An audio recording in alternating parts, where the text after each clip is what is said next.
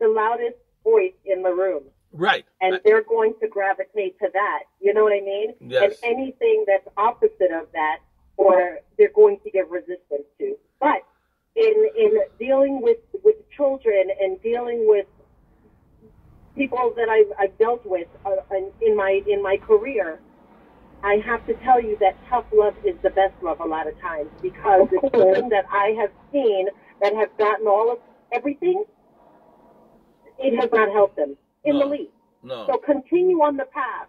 As long as you're doing it with love, continue on the path that you're on, and trust me, he will thank you in the long run. Definitely. But we as you are appreciating your dad right now. Hell yeah, for real.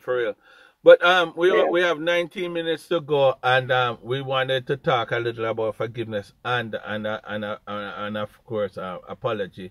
We may not be able to touch on everything, but Carl, you're here with us, and I and you can attest to how mean I was and how hard it was for me to forgive.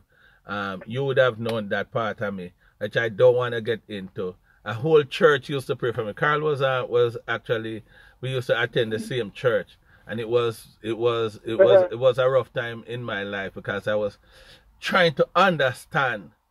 I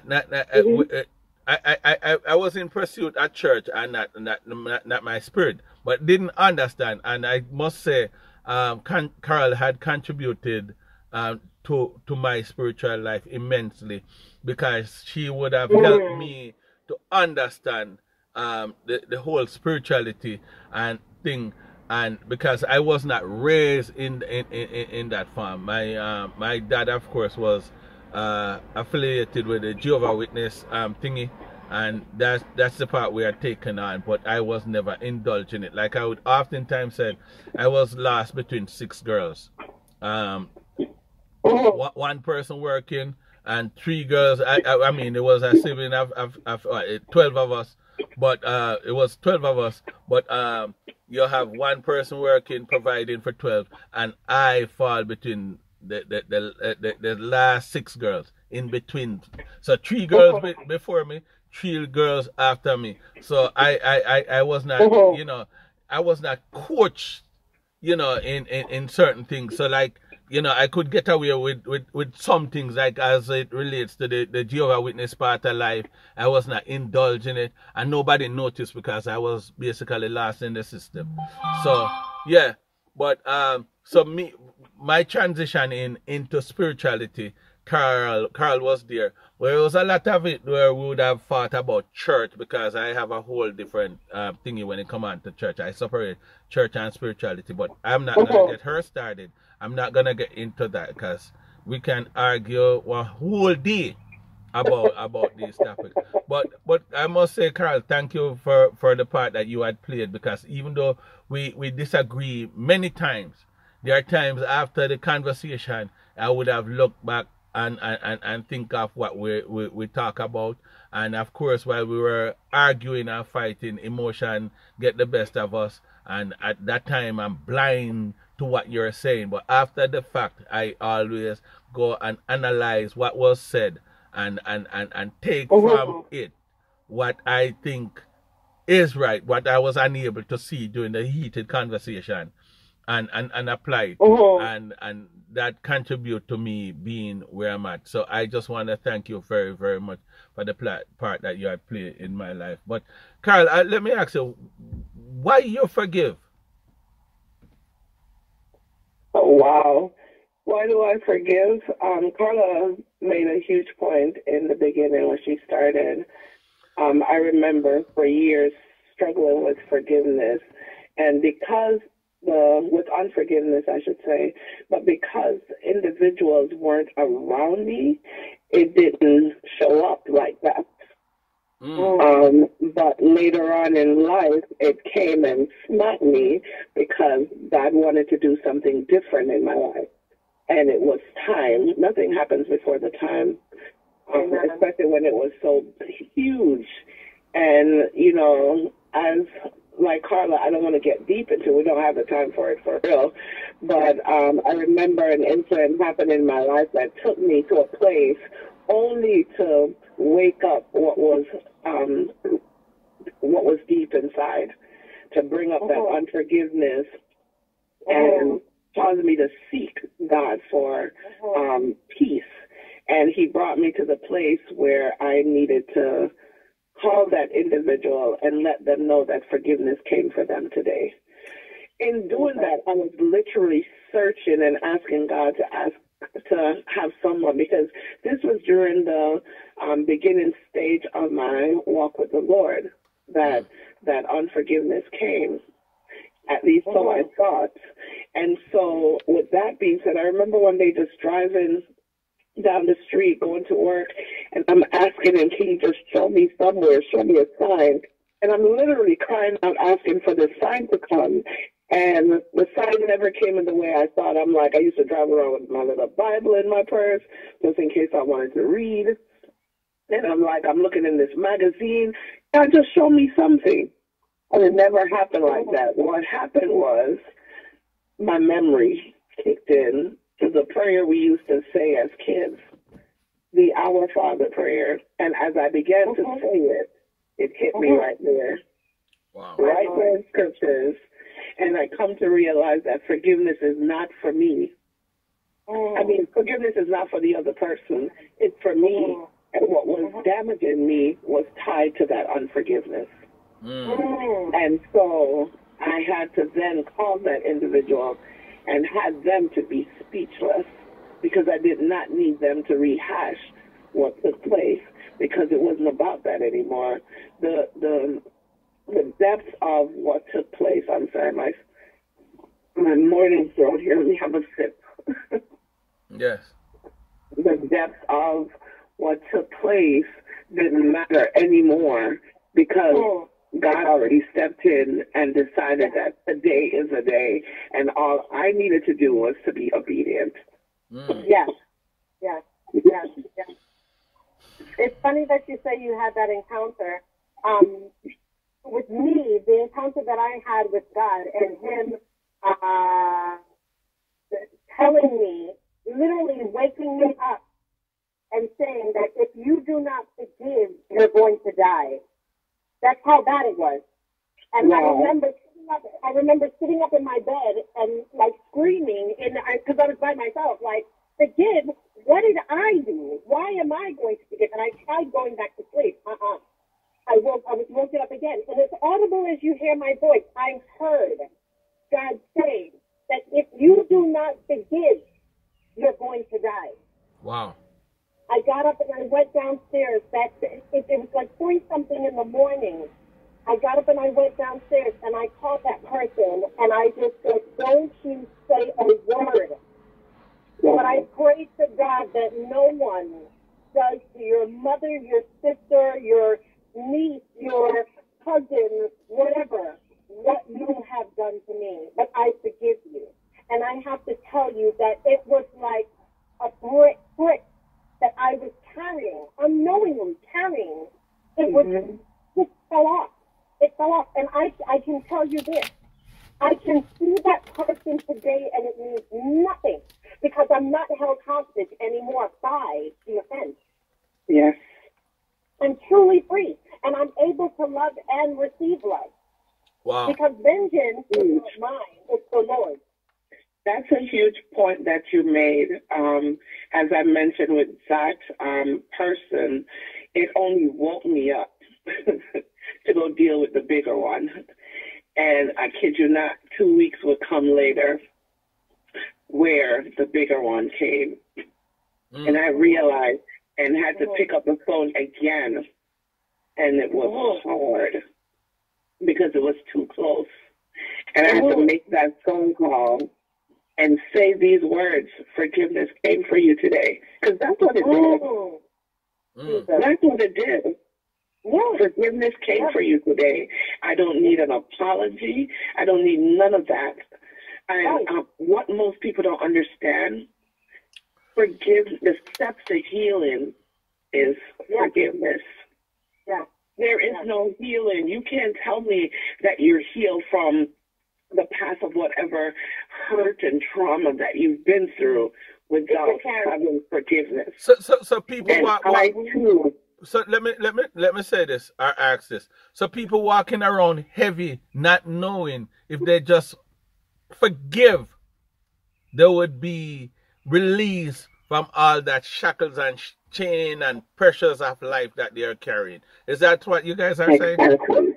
Exactly. So you're technically doing yourself an injustice, carrying that burden and not closing it out with the person or the offender, the person that offends you, whatever. You're without closing that out, you are hurting yourself. Right? So that's the moral of it. Right. Okay. Dennis, let me ask you this, because I know I felt it, and Carla, you probably did too. When you're in the same environment with someone that's offended you, and you're holding on to something, don't you feel that pressure in your chest? Oh my God! Yeah. I was saying that earlier.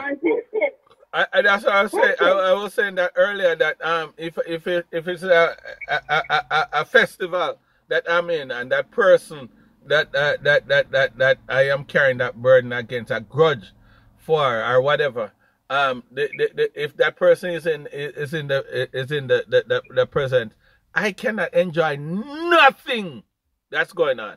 Nothing. My focus is just on that person. I'm upset. I'm angry. Let me tell you something. I have a friend, I have a friend, very close friend of mine too, that did me some things for approximately 10 years ago. And he did something that involved my brother and something like that. He did something really not so good. And for all that time, even though I become a forgiving person, and this was a person in Jamaica. I did not. I would have seen the person at any time I see the person. It's like my spirit just go cross. And my brother would have talked to me about it, and I wouldn't let it go. But because I'm looking at it, that I'm just done with him. It's not an issue. I think I forgive him. I'm done. Whatever. That's what I think. But I did not know how burdensome that thing was until I was able to have a conversation with him. I can tell you, I've become a free man ever since. I was carrying that thing as a load for years and did not know how much burden I was carrying. You feel such a relief when you confront the situation and put it behind you. It's like you put down a bag of stone. That's how it feels. Well, let me throw a dart into that. You said it feels so good when you are able to have a conversation with that person. Conversation about the situation and get it behind you. No, I get you. I get you. So what happens to an individual that's holding on to unforgiveness and to a person that has passed already? Oh God!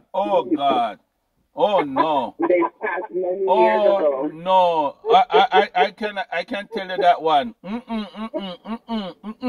I was asked that question before. Oh man, that one rough. Me go through that, but anyways, go ahead.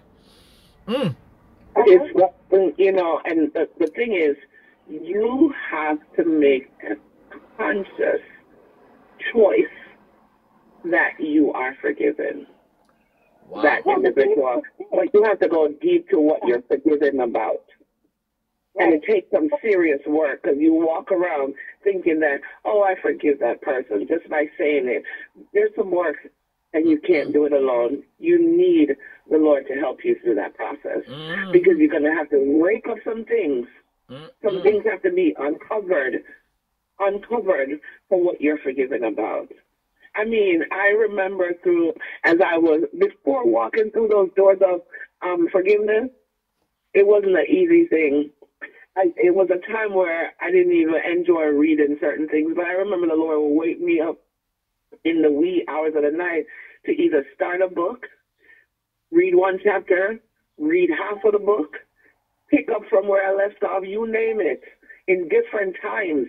And he was dealing with me. I thought this one book was written just about me when T.D. Jakes wrote it. and it had nothing to do with that. And it was just different things. But the next week, I was dealing with that part of the book that I read. Or a couple of things. I was about to walk through those doors, and because of what I read, it helped. So I knew the Lord was dealing with me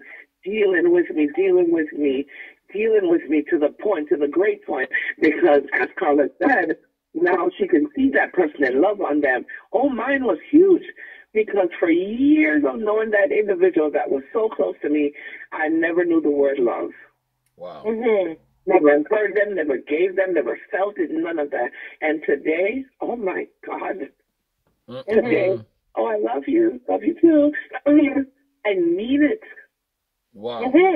And the habit of unforgiveness. Go ahead. Question. How could you even trust the apology from someone who broke you into pieces to put you back together again with an apology? Why would you even allow them that?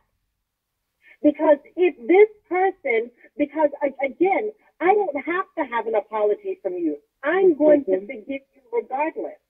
And I'm going to give you a little insight on something that happened in my life.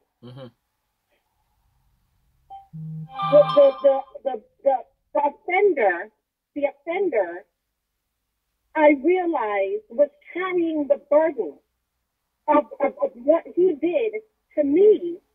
And the reason why I know that, because the day that he was supposed to, listen to me clearly, the day he was supposed to publicly apologize to me, even though I forgave him, he died on the very same day.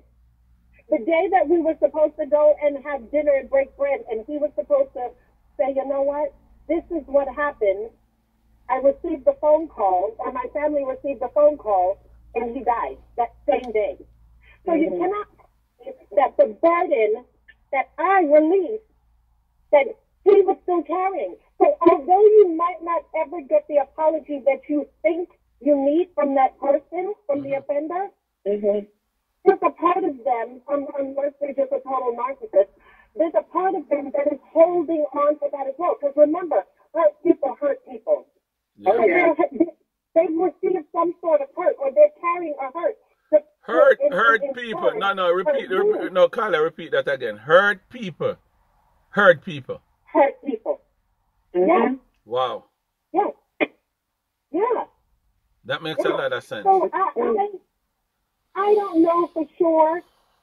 I don't know for sure if it was the burden that he was carrying of the apology, the public apology that killed him, but he died the very same day.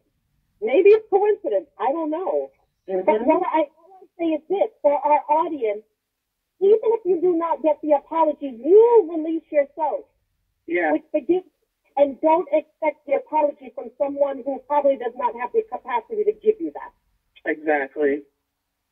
So forgiveness and apology is a God thing then. It's a God thing. It's definitely a God thing, but another thing is this. What a lot of times what happens is we will forgive. I had to learn in this journey that people is important, but forgiving myself, a lot of times forgiving ourselves is the hardest thing to do. Yes, I agree. Truly. And also, Carla, that person apologizing to you doesn't mean that you'll forgive them. Right. Wow. Right. Yeah. Right.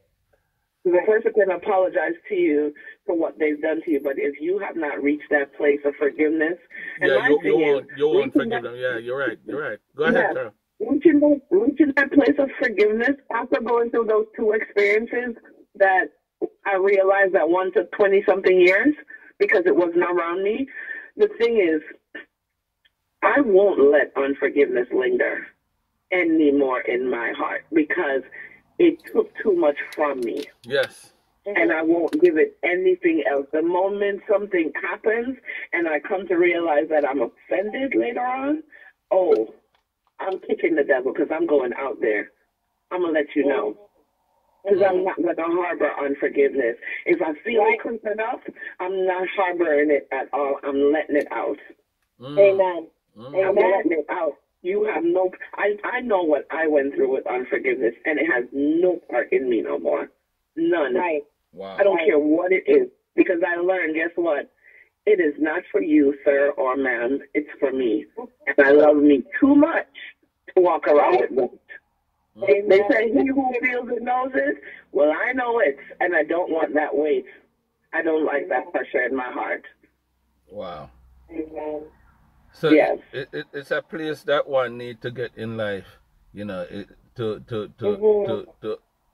forgive, and it's a spiritual, it's a God place, and you would never know until you get to that point. That's the moral of all what we're saying. Again, we get to the last part of our Sunday morning chat. I just want to thank Carl. And Carl, just know that this is not the last time. Definitely the first time you stop by, but it won't be the last time, because I know there's a lot in you. There's a lot in you to share, and especially your wisdom. You had taught me a lot, and I've seen where you impact many others. So for that reason, you're qualified to stop by again and share with us our Sunday morning. Love you, sister. It has come to the end of it. We'll catch up some other time. Carla. Yes. From the heart. Thank you, guys. Thank you, Carla. I appreciate you guys. All right, you guys have a great day. Yeah, man. All right, thank you very much. And I'm going to church today too. All right. Bye-bye. Yeah, man. All right, bye, guys. All right, so to my sister Claudette, Claudette reach out and say, Happy Father's Day to her little bread. Thank you very much, sister. Yeah, man, much love. To Gail, my longtime friend, thank you for reaching out to as well. I see Paulette Rose, but I don't like the idea of calling out names, because it's just too much names for me to call. Respect and thank you guys for stopping by. What I want you guys to do is just to like this conversation and share it, and so that we can continue on doing this, motivate us to do it. What we want to do is just talk about real life and experience and things that people don't normally talk about and want to talk about. That's what we're trying to create here. So to my family, my siblings, much love, and for whoever stopped by, much love, and just like and share the page so that others can listen in, and like I said, it helps to motivate. Carla, the charmer, as they call you on the Steady Show. Carla and I we're doing some big things out there in Jamaica right now. Just want to remind you guys that we have 56 kids, 57 actually with Kwekwe, 57 kids that we're doing some good things for. And this week we had put together a package, and they received it this week. Thank God. It was a little bit expensive to clear, but we are doing it with God's help. We get it done together as a team, along with the principal for the school that we're supporting. And so we have some happy kids down there. And as far as tiling the school, we are very much on our way with that. We had received all the estimates and everything, and we put together a package and send to the kids. So they received that to the school actually. So they received that, and they're gonna be moving on with tiling the school. It's a small school, and there's no tile in the school that had never been tiled before. So we're gonna get that done, and that is very much on the way. And I'm just sharing because I'm not here asking for any help. If I get to that point, then I will. But we're doing it with the help of God, and of course with a warm soul like Carla. She had make life easier for not just those 57 kids. She had done it for a lot of people because she have a warm spirit. Love you, Carla. Again, big up my artists people them from the heart. I don't want to call no name. McCormack family, much love. Oh wow, Debbie White, not there Jamaica. So anyways, I'm not gonna get into the thing. Again, thank you for stopping by and share with us another what you call it, another Sunday morning chat. So we will catch up some other time. Thanks for stopping by, my peeps. Claudette, if you have anything to say it now or forever. Just hold your peace. What am I looking for? I am looking for something that I'm not seeing. But anyways, peace out. One love. Another successful chat with Carla. And thank you, Carl, for joining us and be a part of the thing. Dennis said, one love.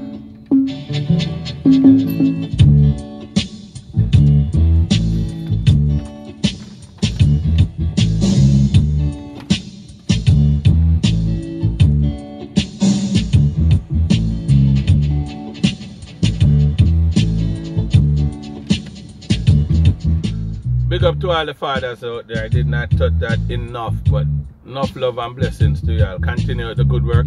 I might not be able to reach out to all you guys because I look in my WhatsApp and I have over 200 messages.